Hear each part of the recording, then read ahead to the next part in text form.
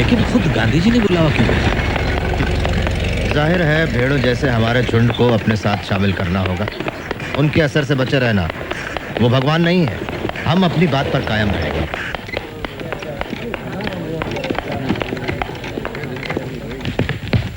नमस्ते। नमस्ते। बापूजी छत पर हैं। नमस्ते। आइए।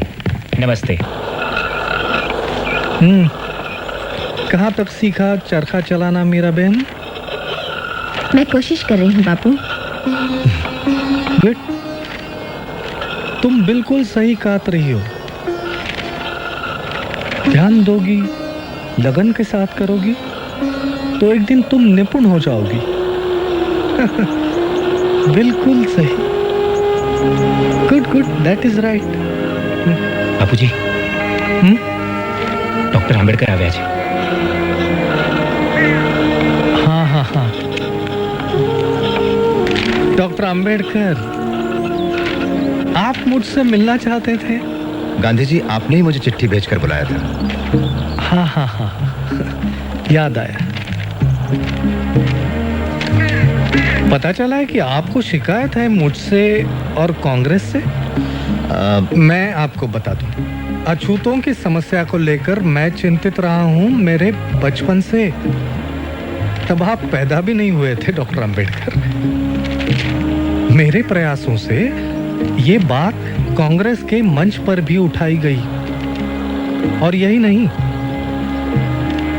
हमने 20 लाख रुपए भी दिए हैं अछूतों के जीवन सुधार के लिए। आश्चर्य की बात है कि आप जैसा व्यक्ति कैसे विरोध कर सकता है मेरा और कांग्रेस का। असल में कांग्रेस ने इस समस्या को समझने का सिर्फ दिखावा किया है, दांभिकता भरे झूठे और खोखले आश्वासन देकर। आपने कहा कि कांग्रेस ने 20 लाख खर्च किए। मैं कहता हूं कि व्यर्थ खर्च की। अगर कांग्रेस अपना दायित्व समझती है तो कांग्रेस का सदस्य बनने की शर्त होनी चाहिए छुआछूत ना मानना, ना कि खादी पहनना। आप कहते हैं कि ब्रिटिशों के मन में हमारे लिए कोई बदलाव नहीं आया। मैं ये पूछता हूं कि हिंदुओं के मन में भी कहां बदलाव आया है हमारे लिए? जब तक वो अड़ियल बने रहेंगे तब तक हम विश्वास नहीं करेंगे हिंदुओं पर, कांग्रेस पर या किसी महात्मा पर। इतिहास साक्षी है कि महात्मा हवा के झोंके जैसे होते हैं, जो धूल तो उड़ाते हैं लेकिन ठोस कुछ नहीं करते।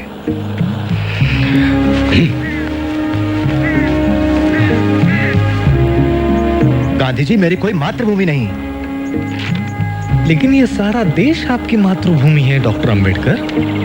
और जहां तक राउंड टेबल कॉन्फ्रेंस के बारे में मैंने पढ़ा, उससे यह साबित होता है कि आप एक सच्चे और निष्ठावान देशभक्त हो। इसे मैं अपनी मातृभूमि कैसे कह सकता हूं जहां कुत्ते बिल्लियों जैसा सलूक होता है हमारे साथ? हम लोगों के साथ जो बर्ताव होता है वो इतना असहनीय है कि अगर हम कभी निष्ठावान ना रह पाए तो दोष इस मिट्टी का होगा, ना कि हमारा। कांग्रेसियों ने हमारे आंदोलन का विरोध किया, देशद्रोही कहा, और आप मुझे देशभक्त कह रहे हैं। मेरा मानना है कि मैं अपने लोगों के बुनियादी हकों की रक्षा के लिए लड़ रहा हूं, इस भूमि को बिना कोई नुकसान पहुंचाए। आप मुझे देशद्रोही कहें या देशभक्त, मुझे इसकी कतई परवाह नहीं। तो आपकी हमसे क्या अपेक्षा है डॉक्टर? आपने मुसलमानों और सिखों को राजनीतिक अधिकार देने की बात मान ली, जो कि राजनीतिक और आर्थिक रूप से अछूतों से ज्यादा आत्मनिर्भर है। गोलमेज परिषद ने अछूतों के लिए इसी तरह के राजनीतिक अधिकारों की सिफारिश की है। आपका क्या विचार है? मैं राजनीतिक आधार पर हिंदुओं और अछूतों में बंटवारे के खिलाफ हूँ। यह सरासर आत्मघाती निर्णय होगा। आपके स्पष्ट मत के लिए आभारी हूं। हमें पता चल गया कि इस संघर्ष में हम लोग कहां खड़े हैं। अब मैं इजाजत चाहूंगा गांधी जी।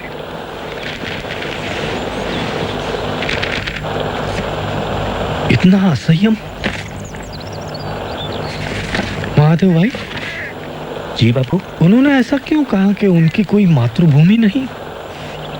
शायद महार होने के नाते ऐसा सोचते हो। डॉक्टर अंबेडकर क्या महार हैं? सारी दुनिया जानती है बापू। सारी दुनिया जानती होगी पर मैं नहीं। मुझे किसी ने क्यों नहीं बताया उनके बारे में?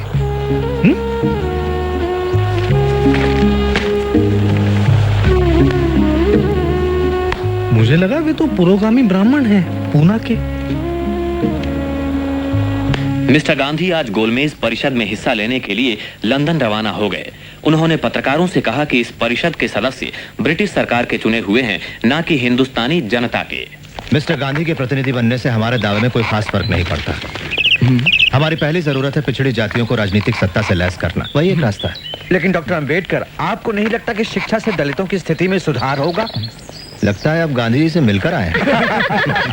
हम लोगों में से सबसे ज्यादा शिक्षित मैं हूँ, फिर भी समाज मेरे साथ अछूतों जैसा ही बर्ताव करता। आप क्या मांगे रखने वाले हैं? हम स्पष्ट विभाजन चाहते हैं हमारे और सवर्णों के बीच। आप ये सब कैसे करना चाहेंगे? हिंदुस्तान के भावी संविधान में पिछड़ी जातियों को ऐसा मूल अधिकार दिया जाए जिसके तहत छुआछूत कानूनन जुर्म हो और दोषी सजा का हकदार हो। लेकिन डॉक्टर अंबेडकर, मिस्टर गांधी ने कहा है कि स्वतंत्र निर्वाचन क्षेत्रों का परिणाम गंभीर होगा और जो अछूत है वो फिर भी अछूत ही रह जाएंगे। उन्हें कहने दीजिए। आप 2000 साल से बह रही धारा को रोककर उसे विरुद्ध दिशा में नहीं बहा सकते। दमन करने वाले कभी मसीहा नहीं बन सकते। हम राजनीतिक सत्ता चाहते हैं, न कि सिर्फ खूबसूरत शब्द, अच्छे इरादे या दान। एक और सवाल doctor Ambedkar please. Mister chairman, मैं जानता हूं प्रतिनिधियों के दिमाग में क्या है। अल्पसंख्यक वर्गों के उचित प्रतिनिधित्व का प्रश्न। हम राजी हैं मुसलमानों और सिखों को विशेष स्थान देकर समझौता करने के लिए, अर्थात इसके कुछ ठोस ऐतिहासिक कारण भी हैं। लेकिन जहां तक अछूतों का सवाल है, मैं और कांग्रेस दोनों विरुद्ध हैं उन्हें खास प्रतिनिधित्व देने के मामले में। अछूत हिंदू धर्म का ही एक हिस्सा है और उन्हें इससे अलग नहीं किया जा सकता। धन्यवाद। हमारे खिलाफ लड़ाई का बिल्कुल बच गया। भीम, क्या हुआ? उन्होंने अल्पसंख्यक कमेटी को स्थगित कर दिया है। मैंने सुना है कि वो मुसलमानों के साथ एक सौदा करने वाले हैं। सौदा किस तरह का? कांग्रेस मुसलमानों की 14 मांगे मान लेगी अगर मुसलमान हमारा विरोध करें तो।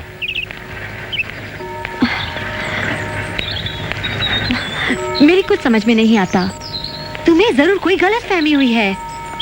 वो इतने बड़े संत माने जाते हैं, वो तुम्हारे साथ नाइंसाफी नहीं करेंगे। संत? वो एक मंझे हुए राजनेता है फैनी। कोई रास्ता नहीं बचता तो मिस्टर गांधी फिर षड्यंत्र करते हैं।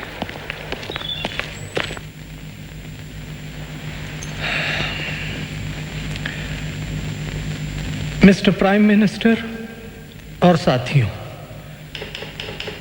मुझे बड़े दुख के साथ ये घोषणा करनी पड़ रही है कि हम सांप्रदायिकता के प्रश्न पर आपसी बातचीत के द्वारा किसी निर्णय पर पहुंचने में असफल रहे हैं।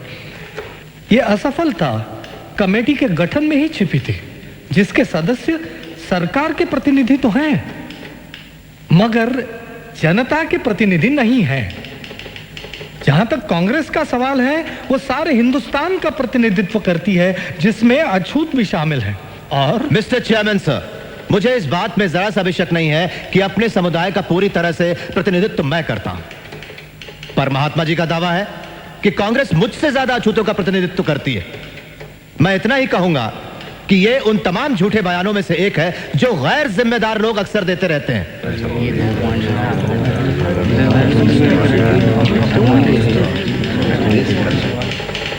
ऐसे टेलीग्राम पिछड़ी जातियों के लोग मेरे पास देश के कोने कोने से भेज रहे हैं। उनका कांग्रेस के आंदोलन पर बिल्कुल भरोसा नहीं है और वे कांग्रेस कार्यकर्ताओं के काम के तरीके का विरोध करते हैं। मैं एक और बात बताना चाहता हूं मिस्टर प्राइम मिनिस्टर, कि अछूत वर्ग हिंदुस्तान में सत्ता परिवर्तन के लिए शोर नहीं मचा रहा है, लेकिन अगर यह हस्तांतरण होता है तो सत्ता सिर्फ कुछ लोगों के हाथों में, विशिष्ट वर्गों में या किसी खास दल के कब्जे में नहीं होनी चाहिए। उस सत्ता में सारे समुदायों की सही साझेदारी होनी चाहिए।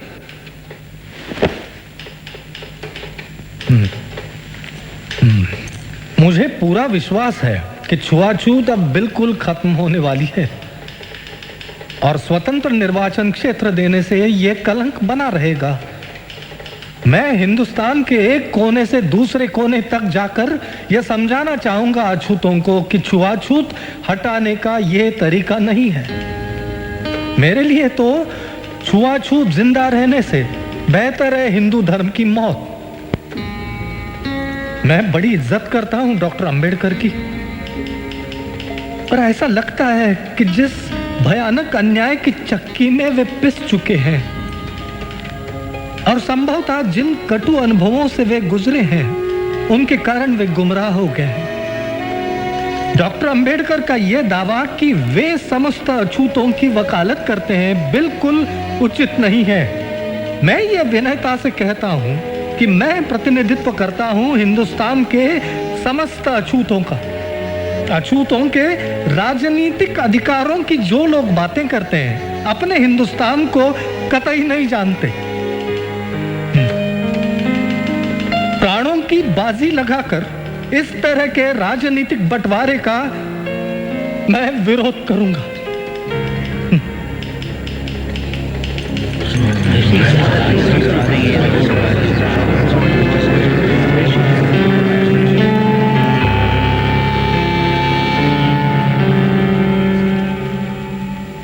ये सरकार जातियों के आपसी मतभेदों को संविधान बनाने के काम में रुकावट नहीं डालने देगी। इसलिए जातियों के आपसी मतभेदों को आप कभी भी ज्यादा अहमियत ना दें। आप लोग, आप में से हर एक, इस कमेटी का हर एक सदस्य जातिगत सवाल को हल करने के लिए अपने हाथों दरखास्त लिखकर क्या मुझे भेजेगा और क्या मेरे फैसले को मानेगा। Thank you.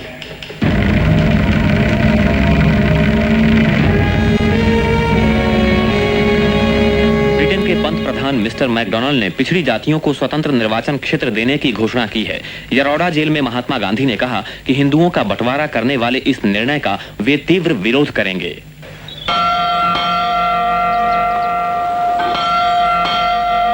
इसलिए हमने यह हमारा दायित्व समझा कि अल्पसंख्यकों के अधिकारों की रक्षा करने के लिए उन्हें उचित अनुपात में विधानमंडल का प्रतिनिधित्व दिया जाए। अतः मेरा विचार है मिस्टर गांधी कि आपको मेरा उत्तर यही होना चाहिए कि सरकार का निर्णय अचल है, और गंभीरता से स्वयं अपने आप से ये प्रश्न करें कि आपने जो कदम उठाने का विचार किया है, क्या वो वास्तव में उचित है। आपका परम शुभचिंतक रैमसे मैकडोनाल्ड।